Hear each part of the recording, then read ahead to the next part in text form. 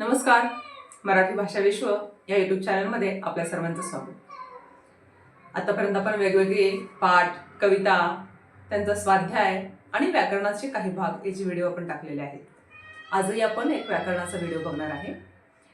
मागच्या व्हिडिओमध्ये आपण शब्दांच्या जाती यामधील नाम हा जो भाग आहे तो पाहिला होता. आज आपण त्यातलाच पुढचा भाग जो आहे शब्दांच्या जातीमधला सर्वनाम हा आपण बघणार आहोत. ह्या 8 जाती आहेत. ह्या एकदम सांगितलं तर व्हिडिओ खूप मोठा होईल, त्यामुळे प्रत्येक जाती ज्या आहेत त्या सेपरेट त्याचा व्हिडिओ करून मी तुमच्यापर्यंत पोहोचवण्याचा प्रयत्न करते. चला तर बघूया आपण सर्वनाम. काय असतं सर्वनाम? नाम आपल्याला माहिती आहे की एखाद्या व्यक्तीला, वस्तूला, स्थानाला, ठिकाणाला जे नाव दिलेलं असतं त्याला आपण नाम असं म्हणतो. पण सर्वनाम म्हणजे काय? तर बऱ्याचदा आपण एखाद्या व्यक्तीबद्दल जर बोलत असेल तर परत त्याचं नाव घेणं किंवा तो शब्द जो आहे तो परत उच्चारणं, ते नाम परत उच्चारणं, त्या नामाची पुनरावृत्ती टाळणं हा उद्देश जो आहे तो सर्वनामाचा असतो. मग आपण सर्वनामाची व्याख्या अशी सांगू शकतो. वाक्यात नामाचा पुनर्वापर टाळण्यासाठी नामाऐवजी वापरल्या जाणाऱ्या शब्दास सर्वनाम असं म्हणतात. परत एकदा बघूया.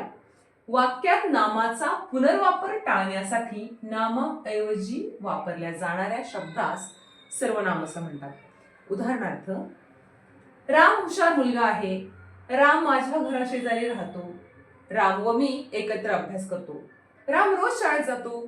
असं वारंवार राम राम राम म्हणण्यापेक्षा आपण काय करतो, त्याच्याऐवजी तो, ते, आम्ही ही जी शब्द वापरतो. राम हुशार मुलगा आहे. तो माझ्या घराशेजारी राहतो. आम्ही एकत्र अभ्यास करतो. तो रोज शाळेत जातो. या ठिकाणी बघा आपण सर्वनामांचा वापर केलेला आहे आणि राम ह्या शब्दाची पुनरावृत्ती जी आहे म्हणजे परत वापर टाळलेला आहे. आता मराठीमध्ये एकूण 9 सर्वनामं आहेत.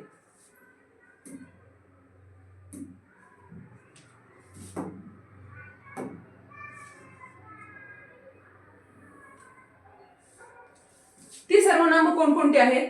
मी, तू, तो, हा, जो, कोण, काय, आपण, स्वतः ही 9 सर्वनामं मराठीमध्ये आहेत आणि त्यांचे आपण काय करत असतो त्यापासून इतरही सर्वनामं झालेली आहेत. आता नुसतं मी सर्वनाम आहे का? मी, माझा, माझी, माझे, माझ्या ह्या पद्धतीनं त्याची काय अशी वेगवेगळी रूपं आहेत. ती सुद्धा आपण या ठिकाणी बघणार आहे. बघा, मीची रूपं काय आहेत? मला, माझा, माझी, माझे, माझ्या.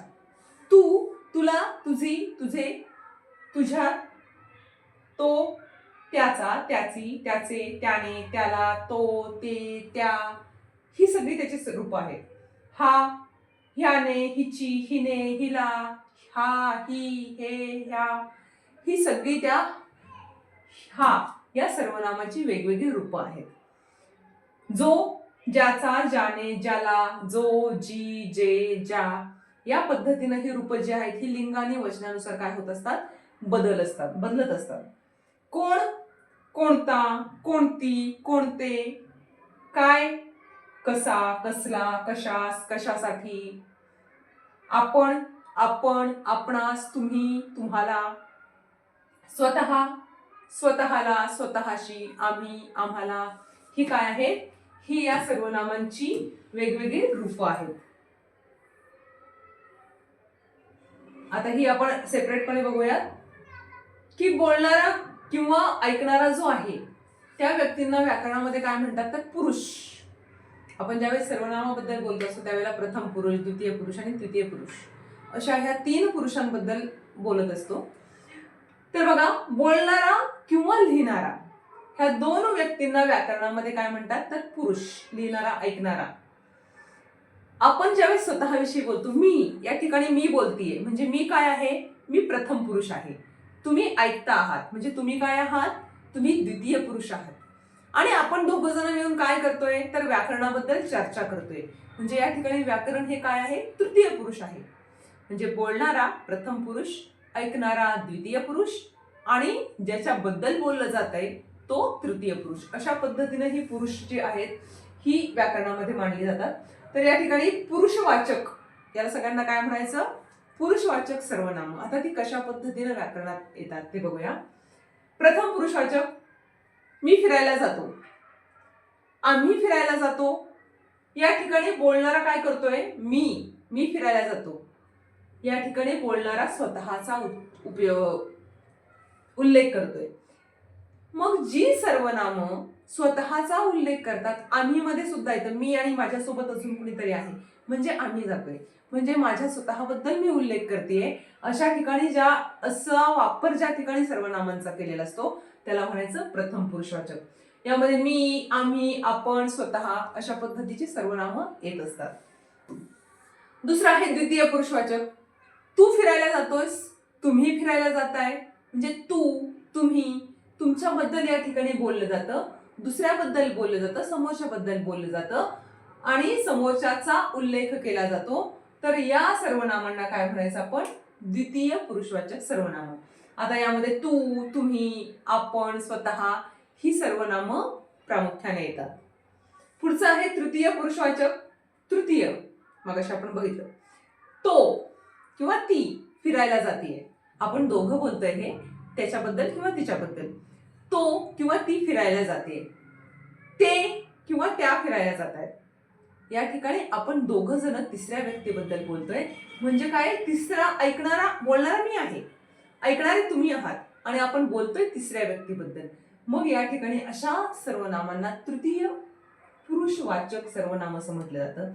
यामध्ये तो, ती, ते, त्या ही सर्वनामं प्रामुख्याने येतात. आता या सर्वनामाचा पुढचा प्रकार आहे दर्शक सर्वनामे. पहिला आहे पुरुषवाचक सर्वनाम, दुसरा आहे दर्शक सर्वनाम. ज्या सर्वनामांचा उपयोग जवळची किंवा दूरची वस्तू दाखवण्यासाठी होतो. आता नावातच आहे बघा, दर्शक. दर्शक म्हणजे दाखवणे. मग जवळची वस्तू असेल किंवा दूरची वस्तू असेल, ती दाखवण्यासाठी आपण ज्या सर्वनामांचा वापर करतो त्याला म्हणायचं दर्शक सर्वनामे. आता जवळची वस्तू दाखवण्यासाठी आपण काय म्हणतो? हा पेन, हा, ही, हे जवळची वस्तू दाखवण्यासाठी. आणि दूरची तो, ती, ते ह्या सर्वनामांनी जवळची आणि दूरची वस्तू दाखवली जाते. हा चेंडू आहे, तो कुत्रा आहे, ही वही आहे, ती खिडकी आहे, हे पुस्तक आहे, ते झाड आहे. ही वेगवेगळी दोन्ही पद्धतीने हे काय आहे? जवळची वस्तू दाखवणारे सर्वनाम आणि ही दूरची वस्तू दाखवणारे सर्वनाम. पहिल्यांदा आपण काय बघितलं? सर्वनाम म्हणजे काय, त्यानंतर पुरुषवाचक सर्वनाम, ज्यामध्ये प्रथम पुरुषवाचक, द्वितीय पुरुषवाचक आणि तृतीय पुरुषवाचक. आता त्यातला दुसरा प्रकार आहे तो म्हणजे दर्शक सर्वनामे, दाखवणे, दूरची आणि जवळची वस्तू दाखवणे. आता तिसरा आहे संबंधी सर्वनाम. संबंधी म्हणजे काय? संबंध. आता कसा संबंध आहे तो बघूया. की एखाद्या वाक्यामध्ये पुढे येणारं जे काही दर्शक सर्वनाम आहे, दर्शक सर्वनाम आपण आता बघितलं, तो, ती, ते, हा, ही, हे, ह्या. मग वाक्यामध्ये पुढच्या वाक्यात येणारं जे काही दर्शक सर्वनाम आहे त्याचा संबंध दाखवण्यासाठी ज्या सर्वनामाचा वापर केला जातो त्याला संबंधी सर्वनाम असं म्हणतात. वाक्यात पुढे येणाऱ्या दर्शक सर्वनामांशी संबंध दाखवणाऱ्या सर्वनामांना संबंधी सर्वनाम असं म्हणतात. उदाहरणार्थ, जो अभ्यास करेल तो पास होईल. जो, तो यांचा काय संबंध आहे? जो अभ्यास करणार आहे तो पास होणार आहे. म्हणजे जो, तो ह्या वाक्याने, या सर्वनामाने ह्या वाक्यामध्ये संबंध दाखवलेला आहे अभ्यास करणे आणि पास होणे या गोष्टींचा. जो आवडतो सर्वांना तो आवडतो देवाला. जो, तो सर्वांना आवडतो तो देवाला आवडतो. सर्वांना आणि देवाला आवडणे ह्या दोन्ही मध्ये संबंध दाखवायचं काम कोणी केलंय? जो आणि तो या सर्वनामांनी. जो, जी, जे, ज्या, ते, तो, ती, ते, त्या ही सर्वनामं जी आहेत ही सर्वनामं संबंधी सर्वनामामध्ये मोडली जातात. पुढचा प्रकार आहे प्रश्नार्थक सर्वनाम. प्रश्नार्थक सर्वनाम, प्रश्नचिन्ह. मग अशीच मी सांगितलं प्रश्नचिन्ह शिकवत असताना की प्रश्नचिन्ह हा काय आहे? तुमचा आवडता भाग आहे. ज्या सर्वनामांचा उपयोग वाक्यात प्रश्न विचारण्यासाठी केला जातो, ज्या सर्वनामांचा उपयोग वाक्यात प्रश्न विचारण्यासाठी केला जातो त्यांना प्रश्नार्थक सर्वनाम असं म्हटलं जातं. त्यामध्ये कोण, काय, कोणाला, कोणास, कोणी, कोणत्या, कोणाच्या हे सगळी सर्वनामं येतात की ज्यातून प्रश्न विचारला जातो. उदाहरणार्थ सहलीला कोण जाणार आहे? तुला काय पाहिजे? कोणाला पुस्तक हवे आहे? कोण आहे तिकडे? तिकडे काय आहे? कोणाला गाता येते? म्हणजे इथे कोण, काय, कोणाला, कोण, काय, कोणाला ही जी वाक्य आहेत, हे जे शब्द आहेत हे प्रश्नार्थक शब्द आहेत. त्यातून आपण काय केलेलं आहे, वाक्यामध्ये प्रश्न विचारलेला आहे. म्हणून या सर्वनामांना प्रश्नार्थक सर्वनाम असं म्हटलं जातं. पुरुषवाचक सर्वनाम, दर्शक सर्वनाम, संबंधी सर्वनाम, प्रश्नार्थक सर्वनाम आणि आता सामान्य किंवा अनिश्चित सर्वनाम. पुढचा प्रकार, ज्या सर्वनामांचा उपयोग वाक्यात प्रश्न विचारण्यासाठी होत नाही.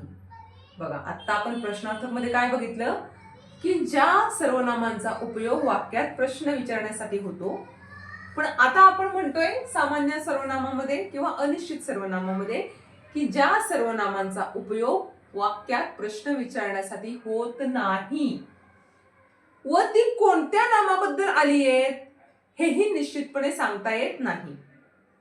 म्हणजे एक तर त्याचा प्रश्न विचारण्यासाठी उपयोग होत नाही आणि दुसरं म्हणजे ती वाक्यात नेमकी कोणत्या नामाबद्दल आली आहेत हेही सांगितलं जात नाही.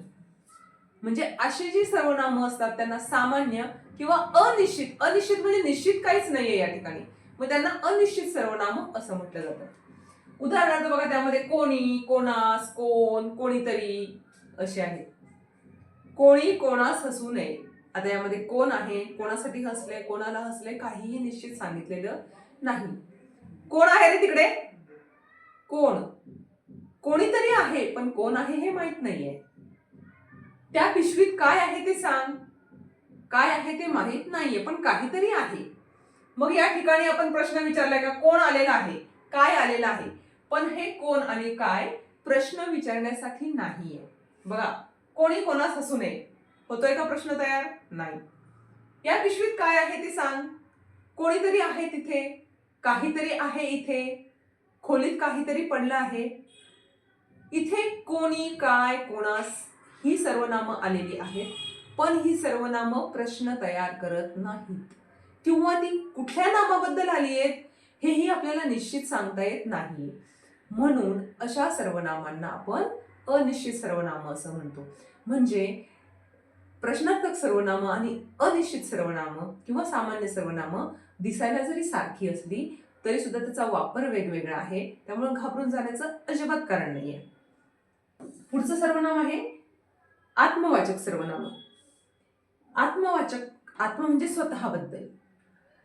जेव्हा आपण स्वतः या सर्वनामांचा अर्थ स्वतः होतो तेव्हा त्या सर्वनामांना आपण आत्मवाचक सर्वनाम असं म्हणतो.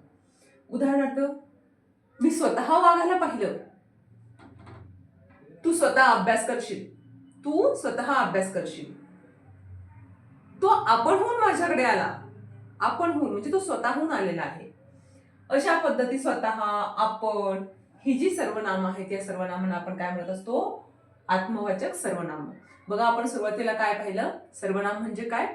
सर्वनामाच्या प्रकारामध्ये पहिला प्रकार आपण पाहिला पुरुषवाचक सर्वनाम, ज्यामध्ये प्रथम पुरुषवाचक, द्वितीय पुरुषवाचक, तृतीय पुरुषवाचक. दुसरा प्रकार आपण पाहिला दर्शक सर्वनाम. तिसरा प्रकार पाहिला संबंधी सर्वनाम. चौथा प्रकार पाहिला प्रश्नार्थक सर्वनाम. पाचवा प्रकार पाहिला सामान्य किंवा अनिश्चित सर्वनाम. आणि आता शेवटचा हा प्रकार पाहिलेला आहे आत्मवाचक सर्वनाम. हे सगळी 6 जे आहेत ही सर्वनामाची प्रकार आहेत. पहिल्या व्हिडिओमध्ये आपण नाम म्हणजे काय पाहिलं होतं. आजच्या व्हिडिओमध्ये आपण सर्वनाम म्हणजे काय आणि सर्वनामाचे प्रकार हा भाग पाहिलेला आहे. आता या पुढचा व्हिडिओ जो आहे तो असणार आहे विशेषण. त्याच्या पुढच्या व्हिडिओमध्ये क्रियापद. अशा पद्धतीने या विकारी अव्ययांचा, विकारी शब्दांचा आपण पहिल्यांदा व्हिडिओ बघणार आहोत.